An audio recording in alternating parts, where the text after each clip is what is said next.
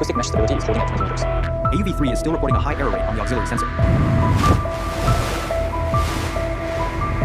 Aft thrusters engaging. Correction holding steady. Acknowledged. Maintaining course vector.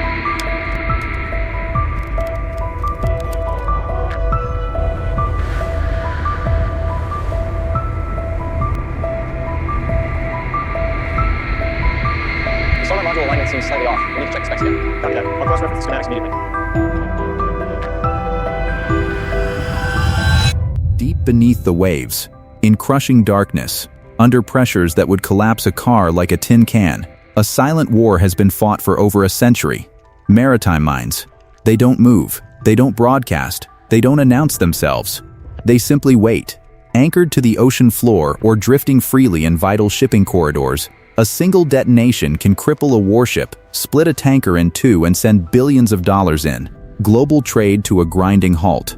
For decades, dealing with these invisible killers meant sending human divers and crewed vessels directly into harm's way. A brave but brutally dangerous solution to an ancient problem. That era is officially over. We are taking you inside Japan's most advanced deep-sea engineering labs, where a new generation of autonomous robotic mine hunters is being born. From the titanium casting floor, to the swarm intelligence servers, to the open Pacific, this is the full process behind the robotic fleet set to redefine maritime security in 2026 and beyond. Before any intelligence can be loaded, before any algorithm can execute, before any mine can be found, there must first be a body capable of surviving the deep ocean itself. And that begins here, on the titanium casting floor. The hulls of Japan's new autonomous underwater vehicles, known in the defense community as AUVs, are fabricated from aerospace-grade titanium alloy. This isn't an accident. Steel corrodes, aluminum fatigues, carbon composites can delaminate under sustained extreme pressure.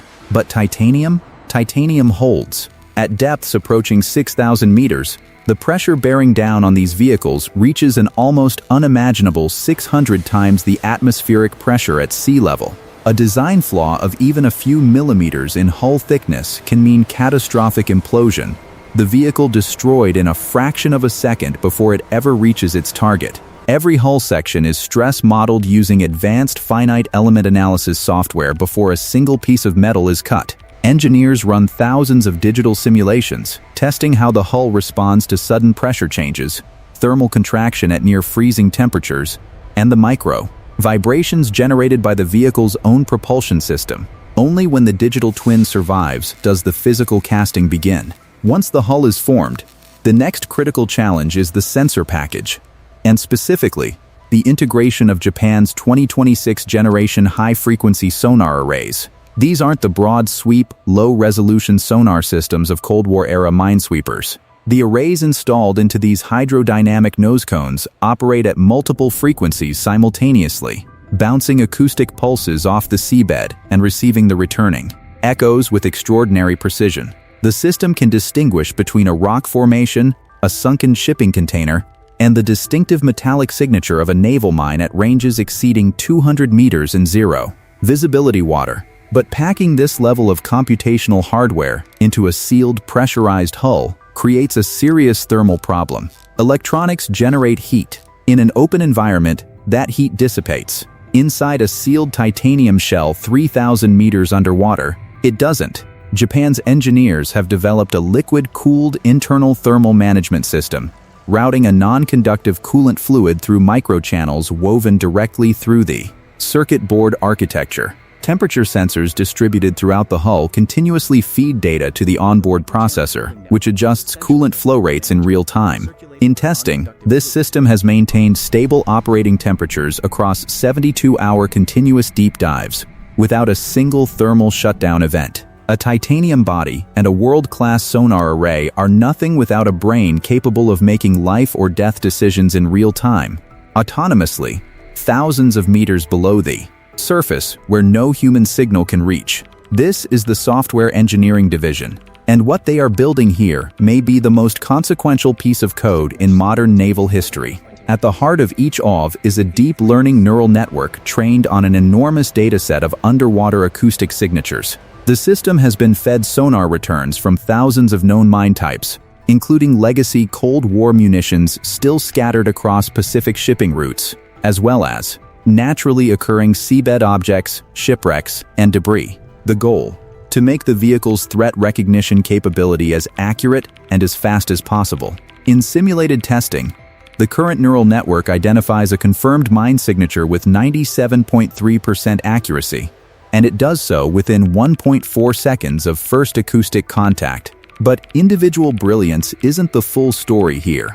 The true strategic leap forward lies in what happens when these vehicles operate together. Japan's robotic fleet is built around a principle called decentralized swarm logic. Rather than relying on a single command vessel to coordinate each unit, a system vulnerable to jamming, communication latency, and a single point of failure, these AUVs communicate laterally with each other using an encrypted short-range acoustic mesh network. Each vehicle shares its sensor data in real time with its neighbors. The swarm collectively processes that data and redistributes tasks dynamically. If one unit detects a mine cluster, it autonomously signals adjacent units to converge, widen the sweep pattern, and adjust their individual trajectories, all without a single human instruction. Obstacle avoidance in high-density underwater debris fields is one of the hardest challenges in autonomous underwater navigation. Unlike surface drones operating in open air, deep-sea AUVs face environments where visibility is effectively zero, currents shift unpredictably, and the seafloor is littered with the wreckage of a century of maritime activity. Japan's solution is a multi-layered avoidance architecture, combining forward-looking sonar, downward-looking acoustic Doppler velocity tracking, and a real-time environmental modeling algorithm that builds a continuously updated three-dimensional map of the surrounding terrain. The vehicle is always thinking 15 seconds ahead of its current position, not reacting to obstacles but anticipating them. All the engineering in the world means nothing until it meets the ocean. 300 nautical miles off the Japanese coast, aboard a specialized offshore launch platform, the first prototype wave of autonomous mine hunters is prepared for open water deployment. This is not a controlled pool test or a shallow harbor trial. This is the deep Pacific, unpredictable, unforgiving, and exactly the environment these machines were built to operate in. Descent. The vehicle's onboard diagnostics run continuous system checks as it drops below the surface layer. Pressure readings climb. The hull creaks almost imperceptibly as the ocean closes in. Internal sensors confirm that hull integrity is nominal at 500 meters, at 1,000, at 2,500, at 4,800 meters, the deepest test point of this trial series. All systems are green. Back aboard the support vessel, the engineering team monitors a real-time data feed from all three deployed units. In the early phase of deployment, the vehicles operate under what the team calls supervised autonomy. The AUVs are executing their own navigation and sensor protocols, but the human operators retain the ability to issue override commands via the acoustic uplink. Then comes the moment the entire program has been designed toward. Transition to full autonomy. The acoustic command link goes silent. The vehicles receive no further instructions from the surface. From this point forward, every decision, navigation, threat assessment, communication between units, and mission execution belongs entirely to the machine. On the seafloor more than 4 kilometers below, Japan's robotic fleet begins its first fully independent mission. Propulsion testing at this depth reveals the specific challenges that no simulator can fully replicate. Deep-sea thermal vents create localized currents that can shift a vehicle's trajectory by several meters in under a second. Japan's propulsion architecture, a redundant 4-thruster vectored system with a central stabilization gyroscope, responds to these disturbances within 80 milliseconds. Corrections are subtle, constant, and entirely automatic. To an outside observer, the AUV simply continues forward, unbothered by forces that would have incapacitated earlier generation systems. This is what all of it has been building toward. The fleet is on the seafloor, the sensors are active, and the ocean is hiding its secrets. Mine detection begins with mapping. As the AUV swarm sweeps its designated sector in a precisely calculated lawnmower pattern, each pass overlapping the last by 30% to eliminate coverage gaps. Collective sonar data is merged into a living terrain model. Every object of interest is flagged, logged with GPS-grade positional data using a long baseline acoustic positioning array. and classified according to its acoustic return profile. The neural network confirms what the sonar geometry suggested. This is not a rock. This is not debris. This is a contact. In real-world operations, what happens next depends on the rules of engagement assigned to that specific mission. In survey and clearance operations, the fleet executes a non-destructive neutralization protocol, approaching the confirmed contact using a slow, low-disturbance final approach. Vector designed to prevent pressure wave activation of sensitive fuse mechanisms. The robotic armature, a 6-degree of freedom manipulator with force feedback sensors at each joint, makes contact with the mine's mooring hardware. The vehicle's AI cross references the mooring system's configuration against its mine type database and selects the appropriate disabling tool from the arm's modular end effector system. The cable is severed at a predetermined depth to ensure controlled ascent. The neutralized mine rises slowly toward the surface, where it will be intercepted by a dedicated surface recovery drone, and the sector is logged as cleared. What might take a traditional manned minesweeping operation several days, with all the associated risk to human life, the robotic fleet completes in under 11 hours. 100% clearance, 0 human exposure to live ordnance, 0 ambiguity about whether a contact was addressed or missed. This is the operational reality that Japan's naval engineers have spent years designing toward, and in this trial, they have achieved it.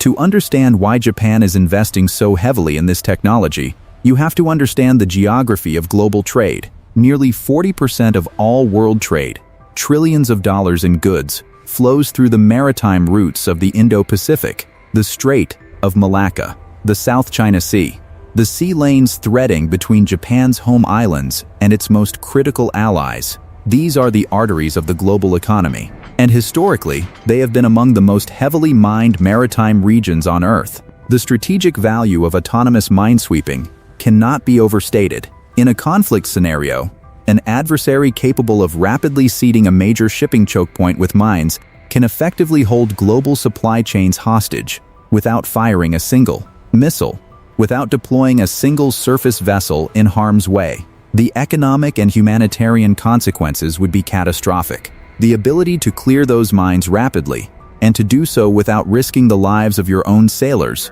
is therefore not simply a tactical advantage. It is a strategic deterrent in its own right. Japan's current fleet deployment plan calls for a phased expansion over the next 4 years, with the initial operational squadron of 12 AUVs growing to a force of 60 vehicles by 2029. Operating from a network of forward-deployed submarine tenders and dedicated surface support ships, these units will be capable of covering more than 2,000 square nautical miles of seabed per 72-hour operational cycle, and the engineers aren't stopping at the current generation. The 2029 variant under development in Japan's naval laboratories will incorporate hydrogen fuel cell propulsion, extending operational endurance from the current 72 hours to over 200 continuous hours. The new design will also feature an expanded sensor suite, including low-frequency synthetic aperture sonar, capable of detecting buried mines concealed beneath layers of seabed sediment,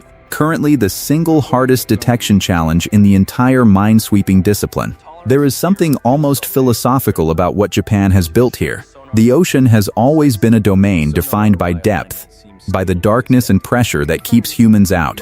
For generations, the threat of the hidden mine was so persistent precisely because no technology could pursue it into that darkness effectively, safely, and at scale. These machines have no such limitation.